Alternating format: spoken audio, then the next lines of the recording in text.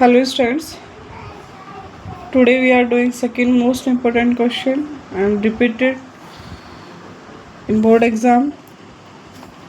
Question is check whether 6 to the power n can end with the digit 0 for any natural number n. मतलब क्या है बेटा, इसने कहा है 6 की पावर, मैं रफली आपको समझाती हूँ, पहले रफली समझो। 6 की पावर n जो है उससे जो भी नंबर बनेगा उसकी जो यूनिट प्लेस पर डिजिट होगी वो ज़ीरो नहीं हो सकती। ये आपको बताना है, चेक करना है। Check whether 6 to the power n can end with the digit 0 for any natural number of n। Natural number मतलब 1 से इन्फिनिटी तक जा सकता है, तो आप n की जगह 1 से इन्फिनिटी तक कोई भी वैल्यू पुट करके देखो और चेक करो क्या आपका जो यूनिट डिजिट है वो ज़ीरो आ रहा है या नहीं। तो चेक करने का मेथड क्या होगा, 6 के हम फैक्टर करेंगे। 6 का फैक्टर क्या आएगा, 2 और 3। अब मुझे बताओ 2 और 3 की आपस में जब आप मल्टीप्लाई करोगे तो क्या आपको कहीं ज़ीरो मिलेगा? नहीं मिलेगा। ज़ीरो के लिए आपके पास क्या होना चाहिए, 2 और 5। 2 5 से आपको 10 मिला। तो हम क्या करते हैं, इसके सॉल्यूशन में हम क्या करेंगे, हम एग्जाम्पल लेंगे उस नंबर का जिसका जो यूनिट डिजिट है वो ज़ीरो है। ठीक है, तो आप लिखेंगे let us take an example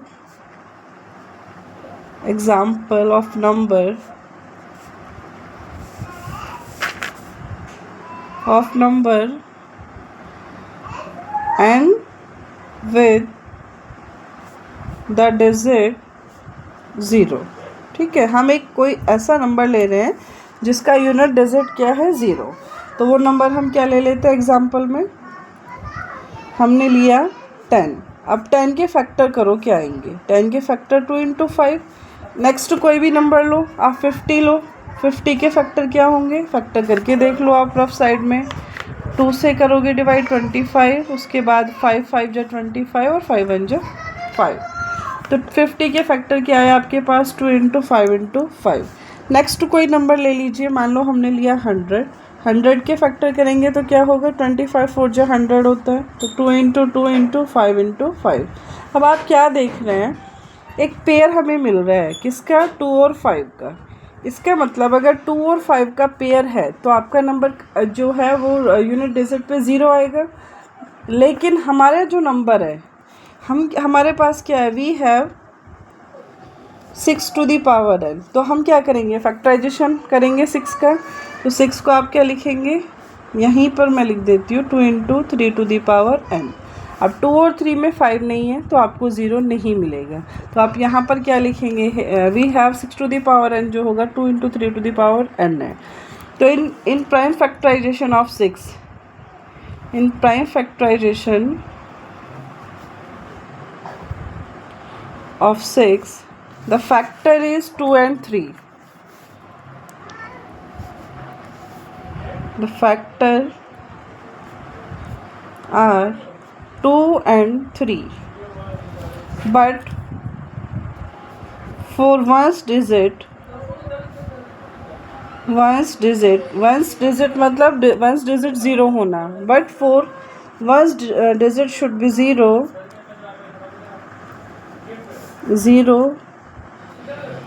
2 and 5 factor, 2 and 5 both factor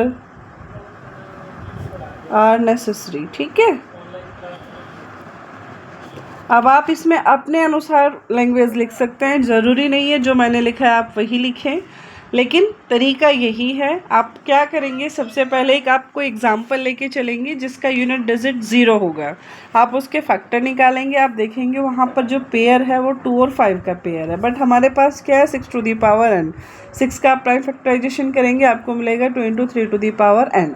तो in prime factorisation of 6 the factor are 2 and 3, but for ones digit should be 0, for ones digit should be 0, 2 and 5 both factor are necessary। Clear? So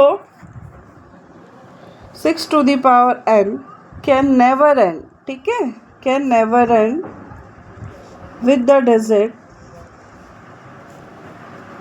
0। बात clear हुई?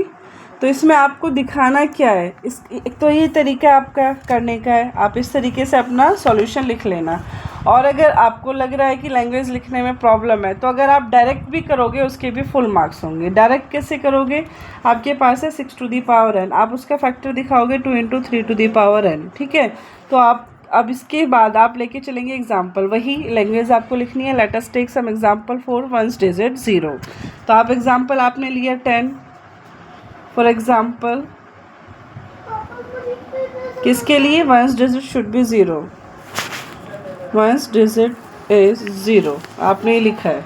तो 10 के लिए आपके पास pair वही 2 और 5 बना। उसके बाद 100 का पेयर आप बनाएंगे 2 × 2 × 5 × 5, कुछ भी आप ले सकते हो नंबर। मान लो आपने 60 लिया, 60 का भी आप क्या बना देंगे 2 × 3, 6 बन गया। आप 10 चाहिए 2 × 5, तो आपको दिखेगा कि 2 के साथ में 5 है, जहाँ भी 2 के साथ 5 है वहाँ 0 बनेगा, अदर देन नहीं।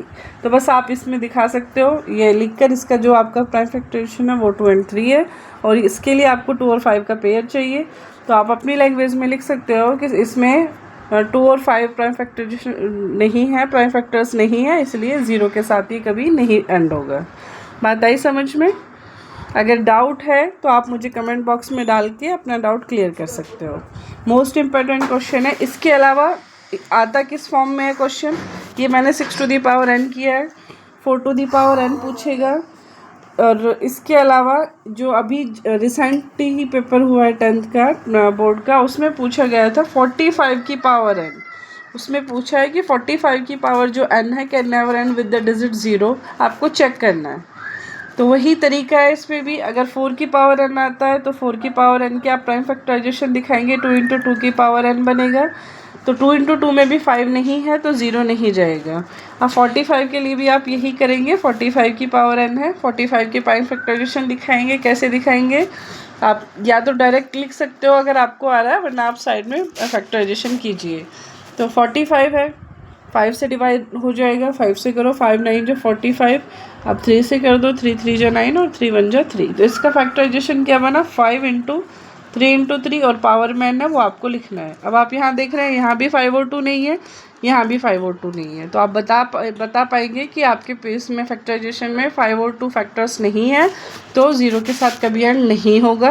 वही 45 में था, ये हर बार पूछा जा रहा है क्वेश्चन। बस 3 ही क्वेश्चन है, 4 to the power n, 6 to the power n, या इस बार जो आया था वो 45 की पावर n। इन तीनों को करना इसी मेथड से है। इम्पोर्टेंट क्वेश्चन है, 3 मार्क्स के लिए मोस्ट इम्पोर्टेंट है बेटा, तो ज़रूर से ज़रूर कीजिएगा 3 मार्क्स के लिए,